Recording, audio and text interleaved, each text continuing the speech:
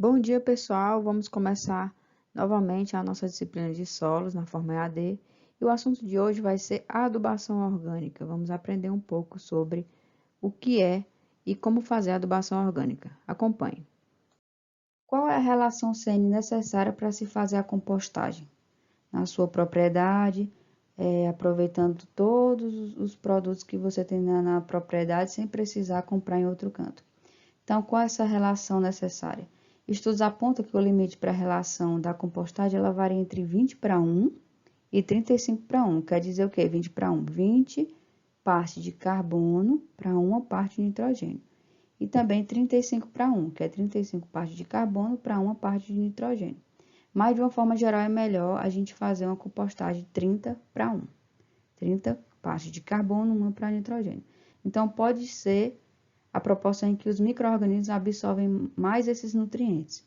Desse modo, a reprodução ela será mantida, no caso, essa reprodução dos micro-organismos para poder conseguir absorver os nutrientes e deixar disponível para as plantas, assim como as funções metabólicas dos organismos, além da possibilidade da obtenção do composto final em menos tempo, evitando o mau cheiro. Porque, gente, se vocês fizerem uma compostagem mal feita, colocar muito nitrogênio, vai ter aquele cheiro forte, né? Aquele cheiro de amoníaco, amônio. É um mau cheiro. Durante o processo, 20 partes de carbono são liberadas como dióxido de carbono e utilizados pelos micro-organismos para obter energia. As outras 10 partes, né, que para dar 30:1, junto com o nitrogênio, são absorvidas para a sua biomassa. A biomassa, no caso dos micro-organismos.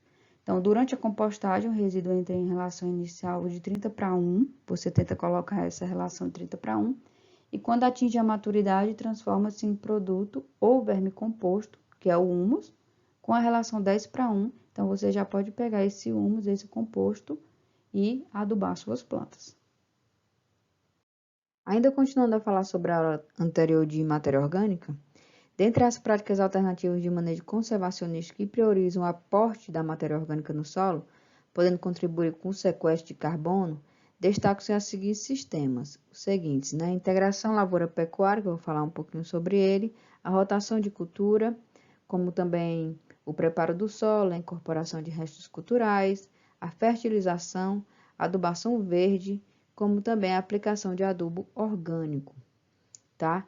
O monocultivo, ele não é uma alternativa para que aumente esse aporte de matéria orgânica do solo, porque o monocultivo é quando você planta sempre a mesma cultura por vários anos, isso vai empobrecendo o solo e vai fazendo com que o aporte de matéria orgânica diminua. No caso, haja uma diminuição na matéria orgânica do solo. Então, vou falar um pouquinho sobre a integração lavoura-pecuária. É uma diversificação, rotação, consociação ou sucessão das atividades agrícolas e pecuárias dentro de uma propriedade rural de forma planejada, no mesmo local, constituindo o mesmo sistema de tal maneira que há benefícios para ambas, tanto a parte pecuária como a parte de atividade agrícola.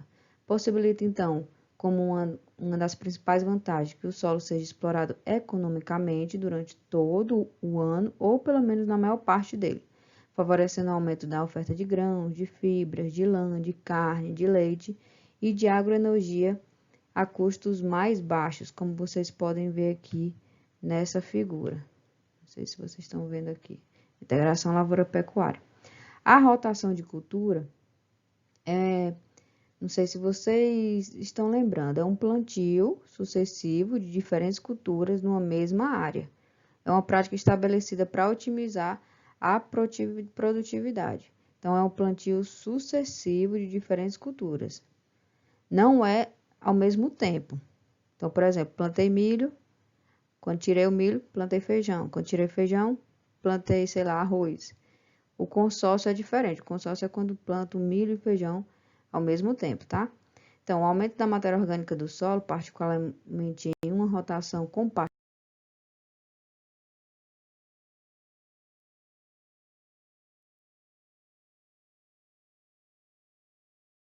Vamos continuar a falar aqui sobre os sistemas que melhoram, aumentam o aporte de matéria orgânica do solo, os restos culturais. Os restos culturais, pessoal, são porções de uma cultura deixada no campo, como por exemplo aqui nessa figura e nessa outra figura aqui, é chamado também de plantio direto. Então, são porções de cultura deixadas no campo após a colheita sob uma perspectiva de conservação.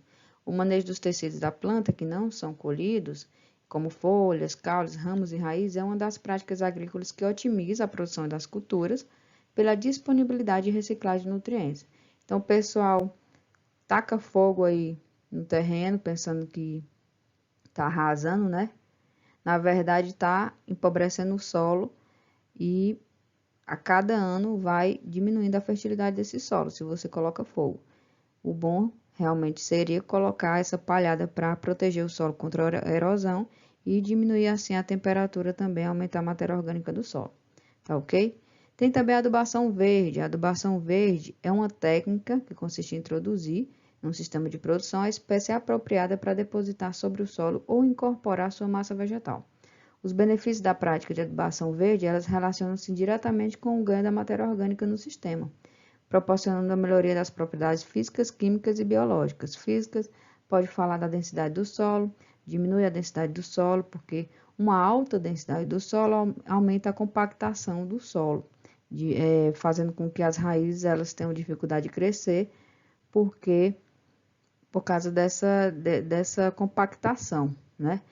Propriedades químicas, a gente pode citar também os nutrientes, macro e micronutrientes, aumenta essa quantidade de macro e micronutrientes. O pH também é uma propriedade química do solo. E biológicas do solo, porque estimula a atividade microbiana e, consequentemente, proporciona, através da concorrência, a redução do potencial de inóculo dos agentes patogênicos que causam mal, né? As plantas, que causam as doenças das plantas, que vivem no solo. Então, gente, algumas espécies anuais mais usadas na adubação verde são a crotalária, o feijão de porco, mucuna, feijão calpi e guandu. São algumas culturas utilizadas para fazer a adubação verde. Falando um pouco mais sobre a adubação verde, aqui são as principais espécies de plantas vegetais utilizadas como adubo verde e algumas características. Então, feijão de porco aqui, ela tem uma quantidade, uma porcentagem de 3,39%, então tem uma alta quantidade de nitrogênio.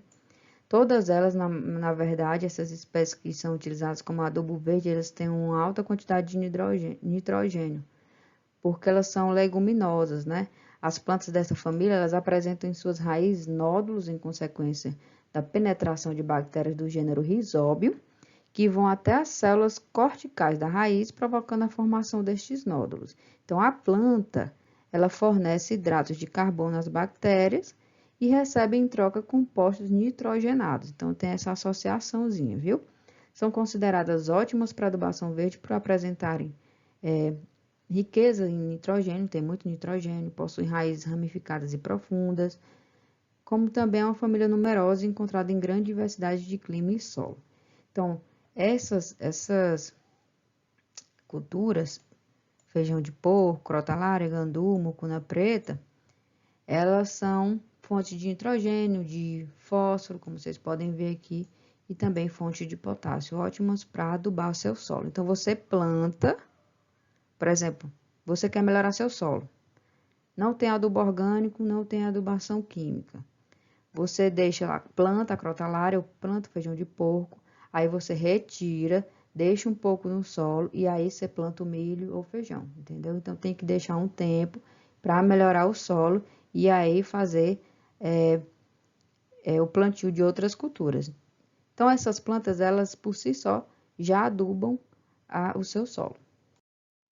Vamos falar sobre os adubos orgânicos propriamente ditos, né, a origem deles. Então, de acordo com a legislação vigente, que é o artigo 30 do decreto de 82, entende-se por fertilizante orgânico todo resíduo de origem vegetal ou animal, mas tem também outras origens, contendo um ou mais nutrientes das plantas, e por fertilizante composto, o produto obtido pelo processo químico, natural ou controlado com mistura de resíduos de origem vegetal ou animal.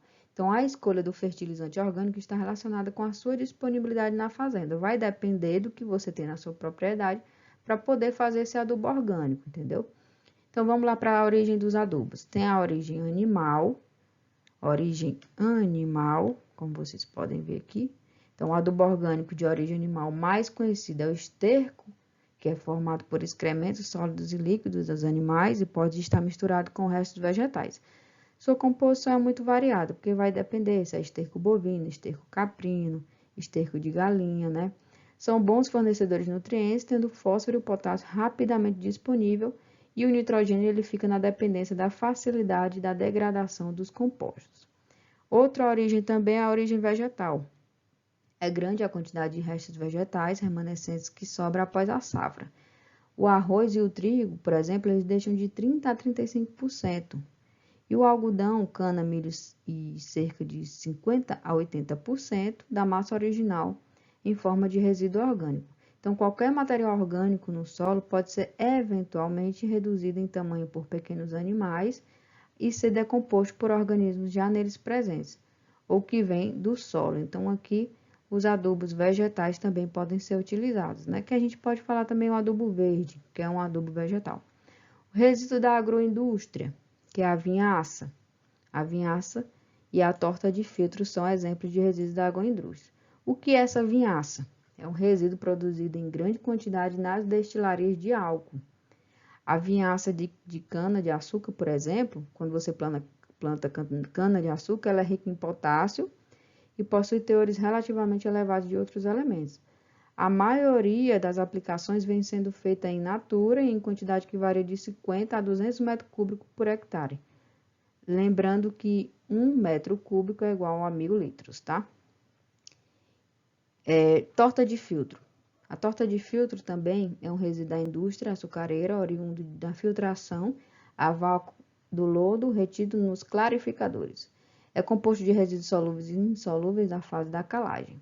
Então, cada tonelada da cana moída rende em torno de 40 quilos. Isso é a torta de filtro, utilizada também como um adubo. Já os resíduos de biodigestores são constituídos pelos efluentes de biodigestores, que são considerados excelentes adubos orgânicos. Ela possui composição muito variável, uma vez que o efluente consiste de material que, por concentração, perdeu carbono. Então, se o material biodigerido contiver alta concentração de metais pesados, aí pode ter problema na hora de adubar, né? Eles aparecerão em concentração ainda maior no efluente e poderão estar disponíveis para absorção pelas plantas e pode dar toxidez na planta, tá? Muito cuidado. Os resíduos urbanos, como lodo de esgoto e lixo urbano, o lodo de esgoto é um material sólido, orgânico ou inorgânico, removido das águas residuais provenientes das nossas casas mesmo, na residência, da indústria, nas estações de tratamento de esgoto. Então, a concentração de NPK, são os macronutrientes primários, né, no lodo, depende das contribuições recebidas pelas águas residuais, do tipo de tratamento também que está sendo aplicado e que foi submetido e do manejo entre a sua produção e a sua aplicação no solo.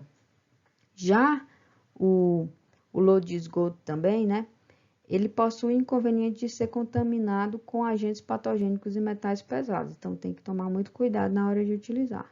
O lixo urbano, o aproveitamento é feito por diversos processos em função da quantidade, recurso e intenções, desde a decomposição ao ar livre até a fermentação em digetores fechados. Então, possui de 10 a 60% de umidade e de 20 a 30% da matéria orgânica. Esses são alguns adubos orgânicos e suas diferentes origens. Tem também outros, que a gente pode citar, outros resíduos, como da indústria de café solúvel, que são utilizados após uma devida fermentação. Pode vir também da hortifruticultura, pode ser utilizado também palha de café e casca de arroz, aproveitados após uma decomposição como um adubo orgânico, ok? Ainda falando sobre a adubação orgânica, o gás metano e amônia formados no processo de fermentação enfraquecerão as raízes, se fizer uma má fermentação. Então, o que é que eu estou querendo dizer? Como os nitrogenados solúveis, a incorporação da matéria orgânica não decomposta, como esterco de galinha, biofertilizantes e outros, favorece a sensibilidade das plantas ao ataque de moléstias.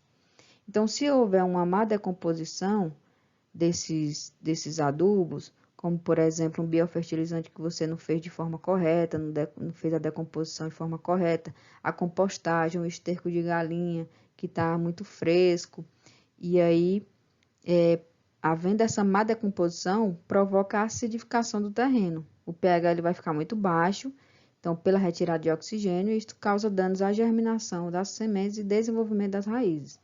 E também pode causar problemas aqui de doenças, como aparecimento de insetos também, de pragas, tá? Então, muito cuidado na hora da fermentação, do processo de fermentação dos adubos, desses adubos orgânicos.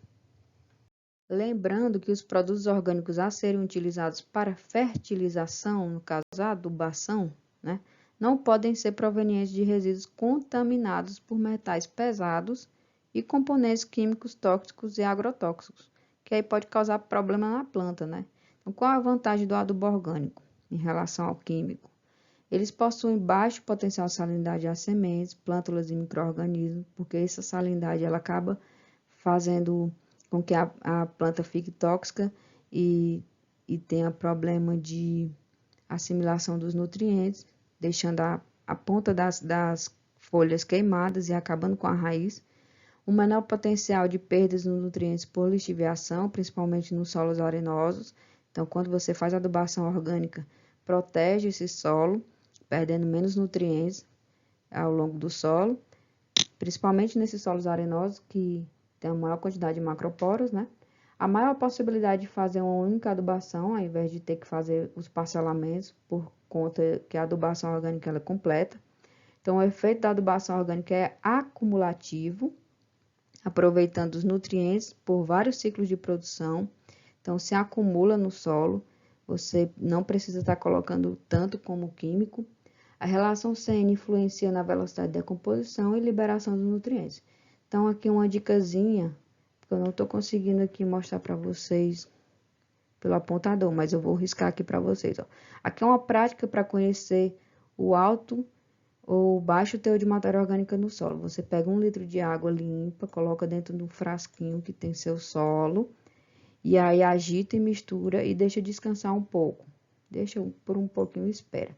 Se o seu frasquinho de vidro sair com esse solo aqui, com alto teor de matéria orgânica, se sair com esses pontinhos pretos nas paredes do frasquinho, é porque o seu solo tem uma boa matéria orgânica. Se sair desse jeito aqui, ó, pouquinho, como se fosse melar as paredes do frasco, é porque o seu solo tem pouca matéria orgânica, no caso, o humus. Finalizamos então a nossa primeira videoaula e na próxima videoaula a gente vai continuar falando sobre os tipos de adubação orgânica. Acompanhe, bons estudos a todos!